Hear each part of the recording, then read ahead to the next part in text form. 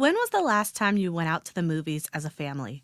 Today we will share how we were able to share the movie magic of Super Mario Bros. With our girls, the hiccups along the way, and what we did to ensure a positive outcome. Before we get started, don't forget to like, share, subscribe, and hit that notification bell for reminders of upcoming streams.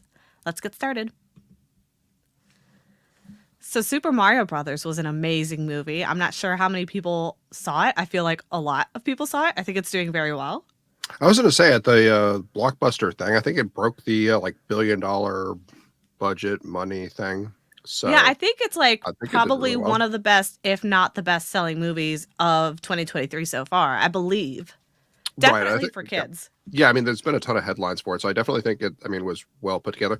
And I mean, actually, like going as like a family, I actually enjoyed the movie too. I mean, being like I don't know, growing up in that era, it kind of was I don't know a nice comfort of sorts. So Yeah, so we chose to bring our kids to the movies for the first time. We haven't gone again since just because honestly there aren't good movies out right now. But we decided to go and take them to Super Mario's, and we specifically picked that movie as the movie that we're going to try this experiment with because at the time our girls were really obsessed with Mario Kart.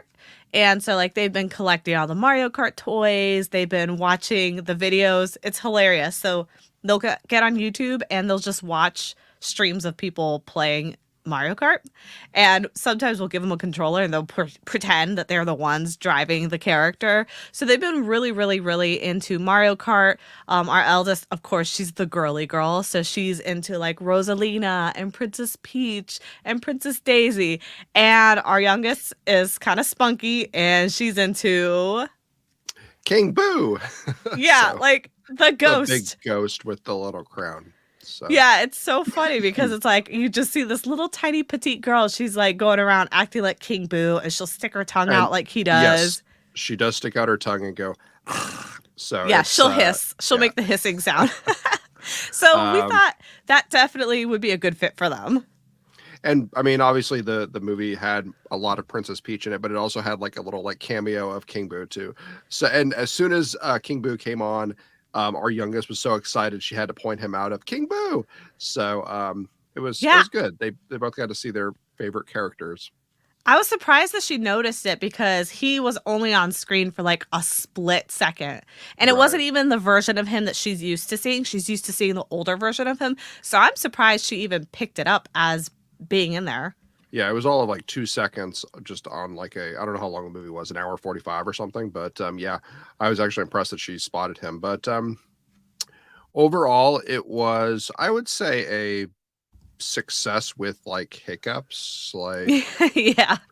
Yeah. but to be fair, I've never really gone to the movies with like young kids in general. So I'm not Yeah. sure like what is like the like normal, I don't know, So movie experience with young kids anyway. So So this is like your first experience with taking kids to the theaters.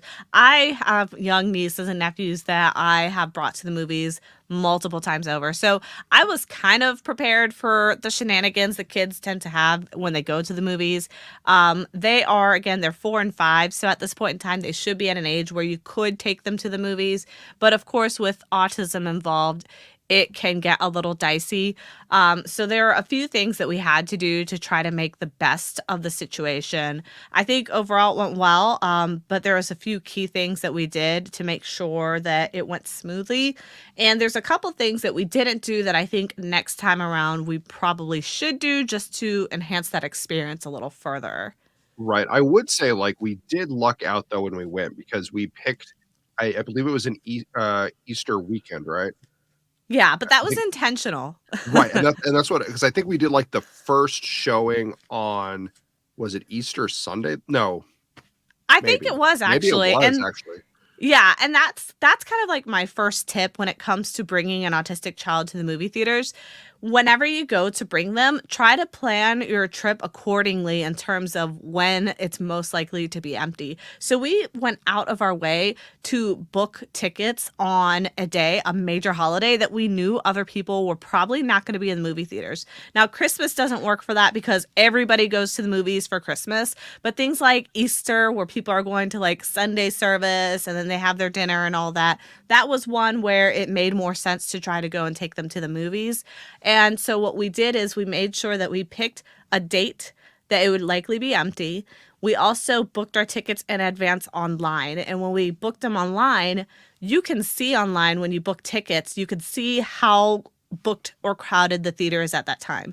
So you could take a look in advance and say, oh goodness, there's only like 6 seats left. This is going to be really crowded. Maybe I shouldn't go to this one. Or you could go in like we did and be like, wow, there's literally only 4 other people in this theater who've booked tickets. This is the perfect time for us to Oh go. my gosh. I was so worried though, because like, okay, so we have like our 4 little person family, and then like right kind of like behind us to like the left or whatever, there was like another like 2 set of like seats that were like reserved. So we knew, we're like, oh no, okay, so we're gonna be like close to like someone as soon as we go in.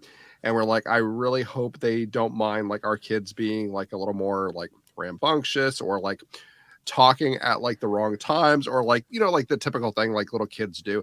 But thankfully, because it was geared towards like, I'd say like a younger audience in general, I feel like there's more like understanding or like leeway that kids are going to be kids during it. So I feel like there's more understanding, or I'm hoping that there's more understanding generally in those types of movies than if it was like another like movie that like you wouldn't have kids, like a action movie or something. Yeah, so I don't generally I don't know. speaking, you want to pick movies that are geared towards younger kids just because that's where those behaviors tend to be more acceptable. Because there's this expectation that even if you have neurotypical kids, they still have poor impulse control. They're still going to laugh really loud, jump out of their seat, that sort of thing. So when we pick our movies, we're picking movies according to what we think is going to suit their interests, and thinking about the audience and thinking about how crowded it's going to be. We're taking all those things into consideration. Now, there's a couple things that we didn't do when we booked that you can do, and one of those is calling the theater in advance, and you can ask them for accommodations. So some theaters have like sensory friendly hours, some don't do sensory friendly hours but can make one-time accommodations. Like I've heard of some theaters that if you give them enough notice, they might like dim the lights more for you or keep them higher for you, or they might provide you with noise canceling headsets, or they might provide you with some other accommodation. So just depending on the theater, not all theaters do it, but some do, and I would think probably the bigger ones probably do. You can always call in advance and ask them, hey, are there any sorts of accommodations that you guys provide for this? Or you can ask them from their knowledge, like, what is the least busy time? What times do you think I should go if I want to avoid crowds and I want to avoid, all the excess noise and stuff? So that's another thing that you could do that we didn't do, but we would probably do the next time around. So when we got to the theater, we brought our girls. We did do kind of like a verbal walkthrough of what we were going to do, and we hyped them up beforehand. And we let them know, hey, we're going to go see Mario. We showed them like clips of like the trailers on YouTube the week leading up to it. So we were going and showing them all the clips we could find, all the trailers we could find, and like the songs from the movie. So we were getting them like really hyped for it beforehand. Yeah, and then I think I mean we had like a couple of like backpacks that we had packed as well, as kind of like your basic things that you would typically need, I think, for like a movie theater, if you're going with like a autistic member of your family. So like earmuffs for like example, because you never know quite what level the volume is going to be. And I think our youngest, I think she pretty much wore those the majority of the time because she's very, very sensitive with loud noises. So I think that was one fear that was kind of put aside. And then the other thing that obviously we had to make sure we had is blankets, because like, oh my gosh, like, I don't know, there's just constant air conditioning, just like pumping into there. It's usually pretty cold in there. So thankfully, like we were able to like bundle them up a little bit. And then I think we had like chewy, I don't know if we had chewy necklaces, but we definitely had like a chewy item for them to kind of like have, and like to like have like an oral like sensation with as they're watching the movie. So we had like our like go bag for them. So that was really helpful and made it a pretty, I think, smooth transition for the most part. I'm trying to think of anything else that was kind of like a like The necessity. sunglasses, we brought Oh, I guess that's true. sunglasses in case there were scenes that had high intensity lights or like flashing lights or things like that. So we brought sunglasses. And also when it came to the blankets, we made sure that they were like those throw blanket sizes. So it's not like you're bringing like a large comforter to the movies. We just got like those travel size throw blankets, and we got one for each of them. Usually because, especially the eldest, she tends to kind of help self-regulate when she has like a fuzzy fleece type of blanket.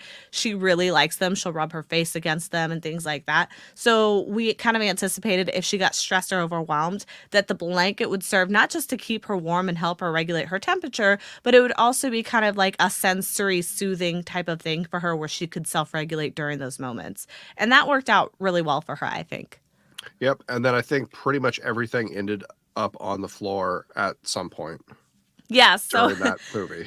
so here I'm gonna go through like the good things, the bad things, the things that we probably would change next time. So I would say the good thing and the overall conclusion, just letting you know in advance, is that at the end of the day, I think it was a very successful trip. I think our girls overall did as well as they could do. I was honestly positively surprised at how well they did. They watched the movie without having any sort of serious meltdown. They watched the movie enough to be able to get some enjoyment out of it. Yes, they would take breaks where I'd have to give them like my phone and they play like a little game every so often. But they were going back and forth between that and watching the movie. So it wasn't like a complete loss. They actually were kind of paying attention to it. But there were some other challenges that we anticipated, but still couldn't quite nip in the bud. And I would say one of the main ones of that was kind of like their sensory seeking behavior when it came to like the movement and like the wiggling. And that was for both the older one and the younger one. And we have a fun story about that.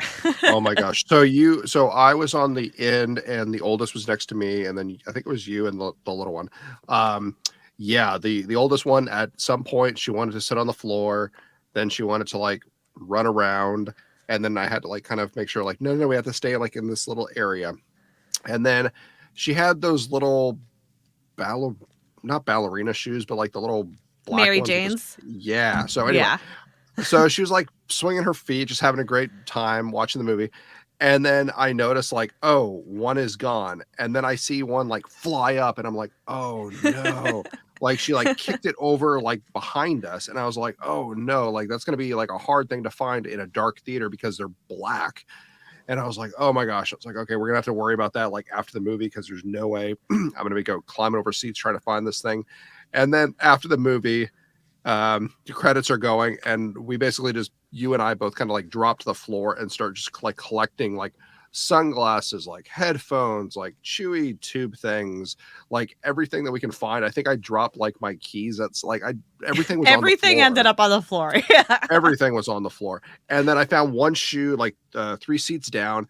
And then thankfully, the one thing that I was worried about, the couple behind us, they were actually super sweet and adorable. And they're like, oh, yeah, partway through the movie, we saw the shoe fly up. I think it's over here. So they like made note of like, oh, there's a flying shoe. Like maybe we should like pay attention.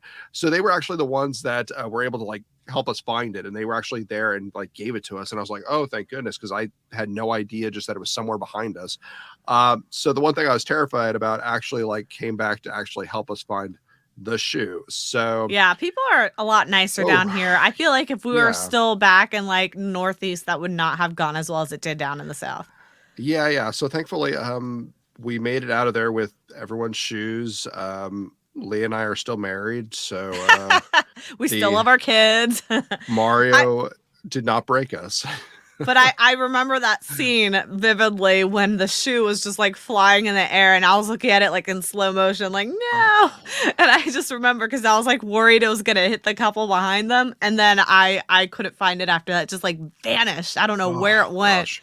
So needless to say, we're going to have to get shoes that like you like boots strap on or something. Like they cannot come off unless like you like untie them or something. So yeah, or I guess we could be like super proactive and like before the movie like take them off or something. But I always kind of cringe when I think of like movie theaters and like sticky floors because of like soda and like.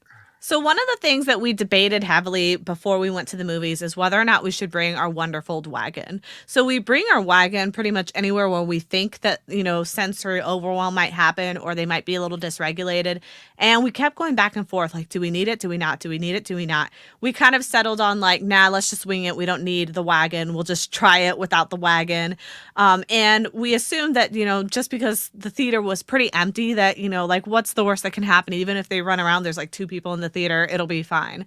So I think in retrospect, after seeing how difficult it was for them to stay in their seats, because that was really the biggest challenge, is that they kept wanting to get up from their seats, sit on the floor. They kept wanting to switch between Matt's lap and my lap and going back and forth. Like, they really, really were sensory seeking and could not stay still. So in retrospect, I think that it might have been a better idea to get the wagon and just get like the handicap seats and just park the wagon in that handicap parking area in the movie theater and just have them in there, because at least when they're in there, they have the like boundaries around their body, and sometimes that kind of helps soothe them and calm them down a bit. So I feel like if we were to do this again, I probably would want to try with the wagon the next time around. Yeah, that might have been just like another option of somewhere else that they could have gone, because the options were basically like their seat or our seat or like the floor. And I really didn't really want them on the floor a whole lot. But if we had the wagon, then we could kind of like, oh, do you want to, like, we could ask them like, oh, do you want to go in the wagon? Okay, like you can like build or like have like a little fort if you put like the blanket over top, so you can kind of like watch the movie kind of like through the mesh of the wagon. So that could have been like another fun option for them. So that might be the way we try this again. If we're Yeah. able to get like our trifecta of everything aligning as far as like holiday weekend, slow time, and wagon, like we can kind of get the trifecta there. I think that would be helpful. So Yeah, the other good thing that we could potentially try, or the other thing that was working well for us essentially, was that our kids were really obsessed with the popcorn. Like, they really loved the popcorn. So we were able to kind of like bribe them with the popcorn and be like, oh, first you got to sit if you want some popcorn. So we were able to use that as like a reward mechanism for them, and that worked really well. I would suspect, we didn't have to do this, but I would suspect if your child does have certain restrictions with foods or snacks and they don't like popcorn or movie theater stuff, you could always call in advance with the theater and let them know, hey, my kid has a restricted diet due to a medical condition. Am I able to bring in like special snacks that they will eat? And I feel like I feel like 9 times out of 10, they will say yes. You could always bring a medical letter from your doctor or something saying like, yes, they have a condition, without being specific, but just let them know, bring that with you. And I honestly, like, I very rarely get any pushback from people when I bring up my kids' disabilities and needing accommodations, like very rarely. Most people and companies tend to be willing to accommodate those things. So that's another thing to take into consideration. and I think we did actually bring like extra snacks with us as well. Like I know one of them wanted, I think, Skittles or like M&Ms. So I think we had like a little Ziploc for like them for that. Um, Sorry, I snuck food into the movie theater. I have a limit of like my money, so like I have no problem buying like drinks and a large popcorn and spending like $25 or whatever it is for like the popcorn and like the drinks or whatever. But I feel like for like small things that the kids may or may not eat, like I've heard Yeah, that's no, fine. I So I honestly, and that's the thing. I would talk to the theater and see if you can get an exemption, because our kids are so picky and hit or miss on things. I don't want to spend money on something that they're not going to eat. And sometimes they just don't sell the things that they're going to eat. What if they eat goldfish? They don't have goldfish. So just making that communication clear and having all that stuff kind of aligned in advance would really help things go smoothly. The other thing that you can do is, if there's a movie that's really, really popular, like Mario, we waited for that holiday to be able to see it. But if that holiday wasn't there, if it happened to come out and there's no holidays like in the summer, we would have probably just waited a couple months until it kind of simmered down. So sometimes when these movies come out, the theaters are just crowded for weeks and weeks and weeks because people are just loving it and going out. So usually what I do is kind of avoid that initial rush of when people are going out to see these movies, and wait a couple weeks or months, depending how popular this movie is, before I go and buy my tickets. And again, checking online to see what seats have been booked can kind of help you with that. But we tend to wait that out, and then we book the tickets that are usually in that handicap area if we bring our wagon, or if they're in an area that's kind of got like the aisle space. So that tends to be kind of in the handicap area, because if you get that front row where you have that aisle space, your kid is less likely to kick the seat in front of them. So that was something that we were worried about. We were concerned that if they were in a normal aisle and they were hyper or moving in and out of their seats, we were worried that they would constantly bump into the seat in front of them, or they'd want to like fidget and start kicking the seat, not out of malice, but just out of like boredom or fidgetiness. So we purposefully picked the front seat again because we wanted to make sure that there was nothing in front of them that they could unintentionally like disturb someone or, become a nuisance to somebody else essentially. But those seats do not come without risk as well, because if they get away from you, they are gone. Hence the This is wagon. because like if you're in like an aisle and there's like a seat in front of you, you kind of have to, like, unless you're climbing over the seats, they kind of just have to go back or forth. But man, that front row, if they go forward and then out, they are gone. So yeah, definitely be on your feet for that one. But no, I mean, it worked out well. Like they had like space, and it didn't really seem like anyone was really like upset or annoyed. I mean, maybe the couple behind us was just being polite after they saw the shoe situation. But no, it went well. I think another option might be, depending on like the family situation, movies during the week probably tend to have less people because people are either, I mean, I guess obviously like in school during like most of the months a year, or at work. So I feel like there would be less people actually going to the movie. Granted, it might be a little bit different now since we're kind of in the summer. So kids kind of have off. So if they're able to kind of get to the movie through like a older sibling or a friend or something, they might be crowded during the week as well. So it might not make much of a difference. But if it's in your schedule, I mean, it might be better to try something during the week, like on like a Tuesday, because I don't really know a lot of people who are going to the movie midday on a Tuesday, but we would Yeah. be those people if we could be those people. Yeah, like take that day off if you need to take that day off. Like if you can't get into a weekday showing because you work, I think that's one of those moments where it would be worth it to like take the day off on a Tuesday and then go during like matinee where, it's the earliest viewing basically or showing, and then get to enjoy it that way because people are all busy at work, they're busy at school. Take your kid out of school one day. Like I know that's like bad advice to people, but I believe in mental health and I feel like that's a mental health thing for your kid. It's part of that community interaction. Like our kids do not get to do these things because of their autism. So to me, that's part of like the therapy is doing that community socialization, and it's really important for their development. So that's just something that I would consider a field trip. So yeah, go ahead. Well, I was going to say the other thing is like, if you did have to take a day off to do it kind of like midweek, I mean, unless you're like a super like movie fanatic and you're going to the movies all the time, like, I mean, we go to the movies maybe like a couple times a year or so. So even if we have to take like hit, like, oh, I took like a personal day, like hopefully it shouldn't like cut into like significant time of like vacation or like other time off. Like, I mean, even if it was like a sick day or something, but like, yeah, you didn't hear it from me, but you kind of heard it from Leah. So. Yeah, and there are some locations that have different kind of event setups. So there are some theaters that have like an area that you can rent out. I have seen, at least during COVID, I'm not sure if they still do it now, but at least during COVID, they allowed people to actually rent out entire movie theaters for like a party. I think they required you to have at least 6 people or something like that, but it was actually really, really reasonably priced. And if that's an option, like, yeah, rent out a theater, bring friends and family, make it an event. Like that would be a perfect opportunity to invent to invite your special needs friends over to like a special event. Like even if it's not a birthday party, it could just be like a family get together for the special needs community. Let's all chip in, rent out this theater and go watch a special viewing of this movie. And when I checked, I mean, it was really reasonable. It was like $90. So I really think that it's very doable. There's also some other theaters that have certain like quiet spaces that you can go to. So you can use that as like an option. And somebody had mentioned to me somewhere in Georgia, so I don't know if other states do it, but in Georgia, there's this brand of theater. I can't think the name of it, but there are some movie theaters that actually incorporate like a play place, like a play area in the movie theater. So like I saw some pictures of it. It was pretty cool. So you have like your movie theater set up, and to the side of it up against the wall, they have like the play tunnels and like all that stuff so that you could get like your kids' energy out before the movie. The downside is you can't use it during the movie, but Okay. you can kind of use it before and after as like an incentive. Interesting. I've never heard or seen or any of that. So, I I mean, showed it to you. really, I do not remember Yes. that because Yeah.